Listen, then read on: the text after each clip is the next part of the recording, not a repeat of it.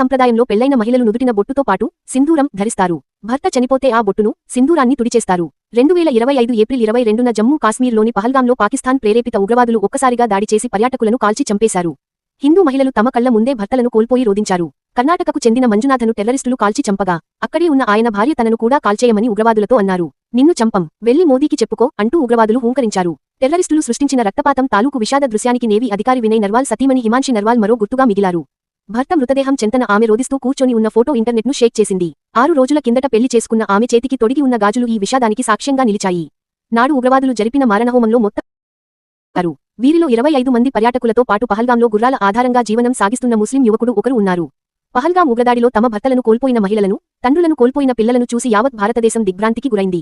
ఈ దుర్ఘటన ప్రధానమంత్రి నరేంద్ర మోదీని తీవ్రంగా కలచివేసింది. ఈ దాడికి పాల్పడిన ఏ ఒక్కరినీ వదిలిపెట్టం, వేటాడి పట్టుకొని మట్టిలో కలిపేస్తాం అని ప్రధాని మోదీ ప్రకటన చేశారు.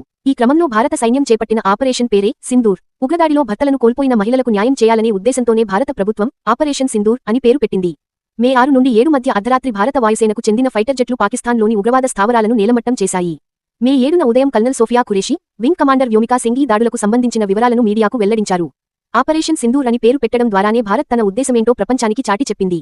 సోషల్ మీడియాలో భారత సైన్యం కుంకుమ చిందిన చిత్రాన్ని పోస్టు చేసింది. ఇది భారతీయుల రోమాలను నిక్కబొడిచేలా చేసింది.